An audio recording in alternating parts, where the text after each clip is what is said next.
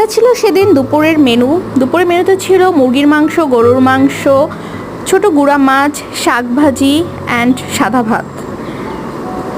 আমরা অনেক এনজয় করে খাবারটা খেয়েছি, যেহেতু আরও গ্রামের সব কিছু তাজা ছিল, আমরা অনেক বেশি মজা করে খেয়েছি।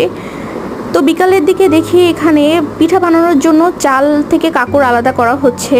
তো আমরা একটু সাহায্য করতে গিয়েছিলাম। একটা ফ্রেন্ড আবার সেই ক্লিপ রেখে দেয়, বলতেছে জীবনে তো কাজ করো না, এটা একটা স্মৃতি থাকুক। সন্ধ্যায় আমার সব ফ্রেন্ডরা তাদের বাইকে করে সবাই চলে গিয়েছে আড্ডা মারতে বাহিরে, আমাদেরকে নেয় নাই। তো যাই হোক, আমাদের রাতের প্ল্যান ছিল বারবিকিউ করা আর সাথে নানটা গরম করা হচ্ছিল, সাথে বারবিকিউ আগেই কমপ্লিট করা হয়েছে। আর যেহেতু বারবিকিউ করা ফ্রেন্ডদের সাথে এটা একটা অন্যরকম মজা। তো বাকি পার্টগুলো আমি আস্তে আস্তে আপলোড করার চেষ্টা করব, যেহেতু অনেক দিন আগে, তাই একটু এডিট করতে প্রবলেম হচ্ছে।